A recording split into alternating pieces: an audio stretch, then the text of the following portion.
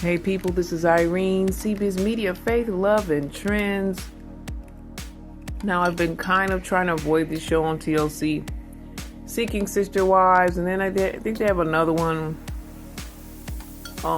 about brother husbands or something like that. I can't remember what it's called.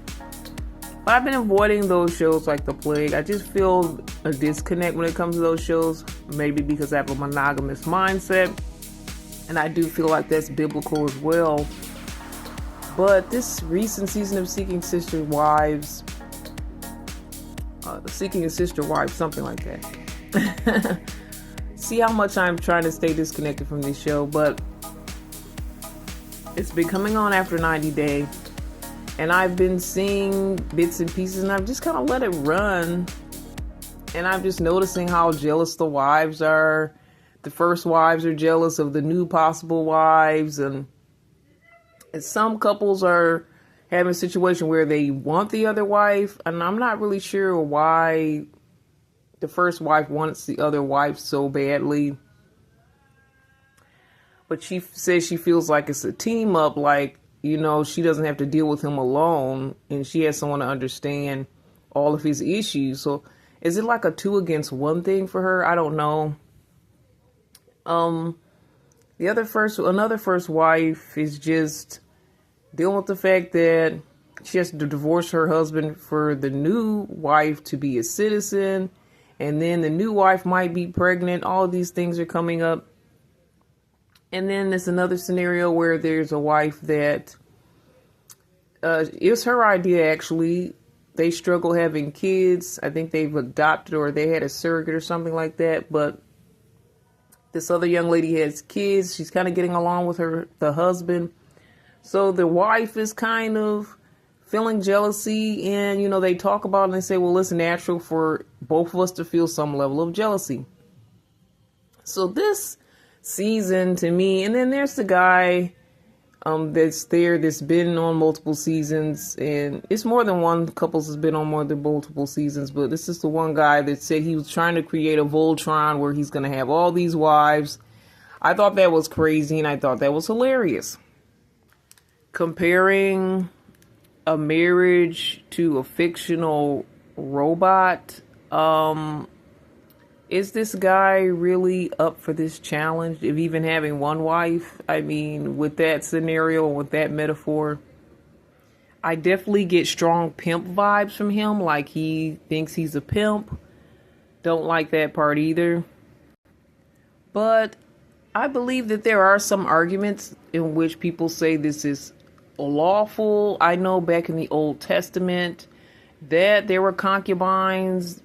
People had multiple wives. Solomon was one of the most famous, but he had, I feel like, was it hundreds or thousands of wives, which was insane. And that definitely led to the downfall of his kingdom. That was just too much. But I have some scriptures here citing the argument for one man, one woman, that this is what God intended.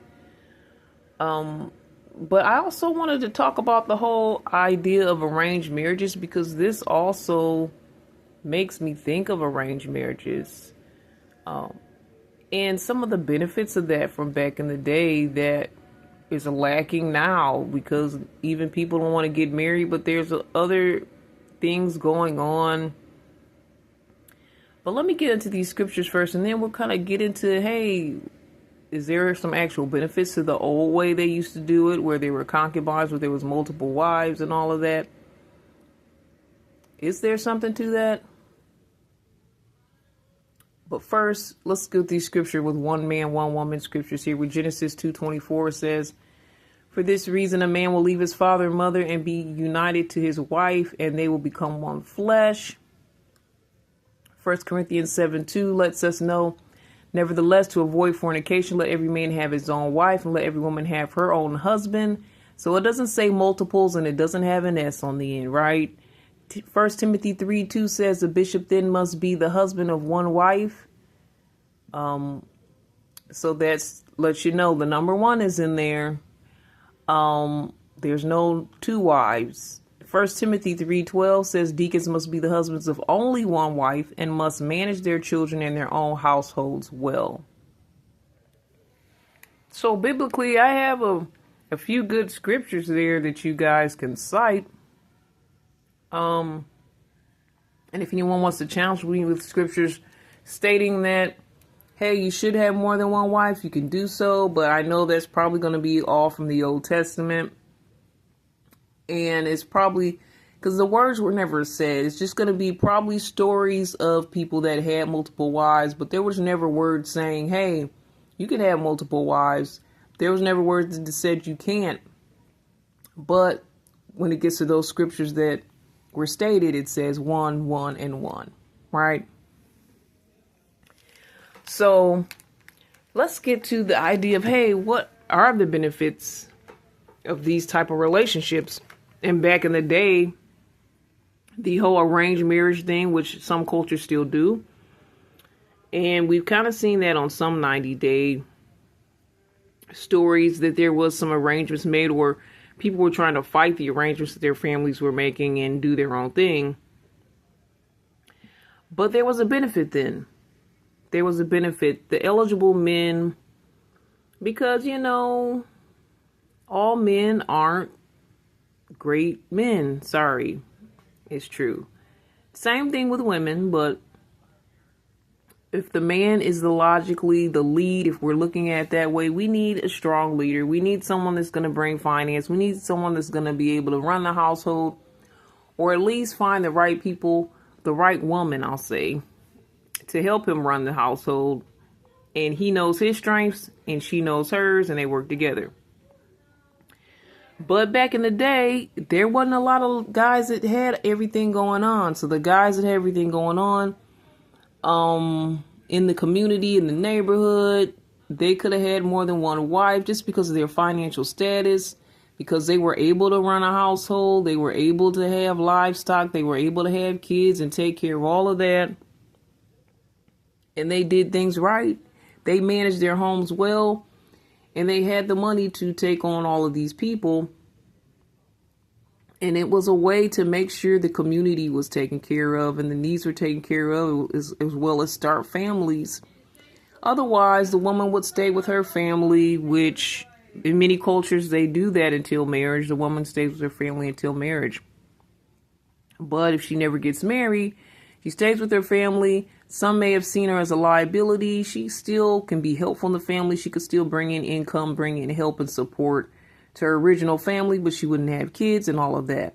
So with the arranged situation, especially if the person comes from affluence, they'll be able to have a regular marriage situation, though they may have to share their spouse, and they'll be able to have kids and all of that. And the father will know that, hey, my daughter's taken care of. If I cite the story of Jacob, where I forgot his father-in-law's name, but he gave away his older daughter first, then he gave away his younger daughter. He was trying to make sure all his daughters were taken care of by a good man. And it just happened to be that one guy was a good enough guy that could do it. Sure, there was issues between that. There was some jealousies there as well. So it goes to show you the whole seeking sister wives model existed back in the Bible days, and it was issues then as well. But the benefits were that everyone was accounted for, everyone was taken care of, everyone was able to have a spouse, everyone was able to have offspring and children. The father, he made sure his daughter was in good hands. And that's one of the things that's missing today, really. That's the part that I think was the good part when marriages were put together. And there's similar things that could be done today, like, family, friends, and and whatnot. People that neighbors, connections, fixing you up. They know this is a good guy. He's in the community, he's in the neighborhood. We know he's a good guy. Your parents kind of know of him. He's approved by the community and whatnot. People don't do that anymore. It's like, random guy comes and and just picks up girl, and the parents don't even know anything about their relationship until maybe she's pregnant, or till maybe something crazy happens, or until he finally says we're serious. Then they know the ring is not required anymore. There's like no requirements of what a man needs to do to step up. There's no man leading the man to say, hey, okay, now that you have my daughter, this is the type of life and household you have to have. There's no leadership. We see many fathers aren't in the home. Men don't know how to hold those roles because they don't see those roles and they're not mentored. And if they do meet a nice young lady, the young lady does not have a father figure or a male figure in her life to mentor him and show him how to be a good husband. And he wasn't taught that growing up because he didn't have that in his household. So the diminishing of all of that, I think, is the sad part. And that's the only thing that, like, when you see the Seeking Sister Wife show, these people vet each other. They take their time. Will you fit in our household? How will this work? You kind of go through a little bit more of an extensive check. People today kind of just hook up and they just end up who they end up with. So the vetting process, I think, is a lot tighter than what we do today. And there's somebody watching over their daughter saying, I want to make sure that they're taken care of. Okay, the guy already has a wife, but there's not a lot of options out here. And at least I know from what I see with his current relationship that he can hold a household down. And they can kind of hold the household down. Like with the guy that's doing the Voltron wives, the wives are kind of really holding everything down. And he's the one that's kind of like being held up like a king. I'm not for that. Somehow they make this household work and they'll be able to survive. Survival is important, but to me, it's not the bottom line. To me, I prefer monogamy.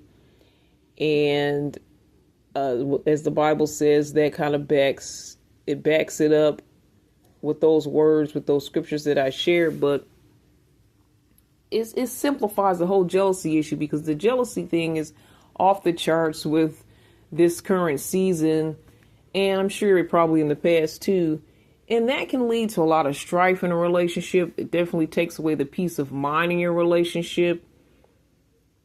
And it can lead to people actually taking some negative actions towards each other. It could be led to people sabotaging each other, hurting each other, trying to take out their jealousies in different ways, manipulating each other. All of that doesn't need to be in a marriage.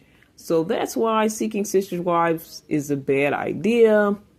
But the one positive thing I see is that people are vetted. People are at least tested to see that they can maintain at least a basic style of living.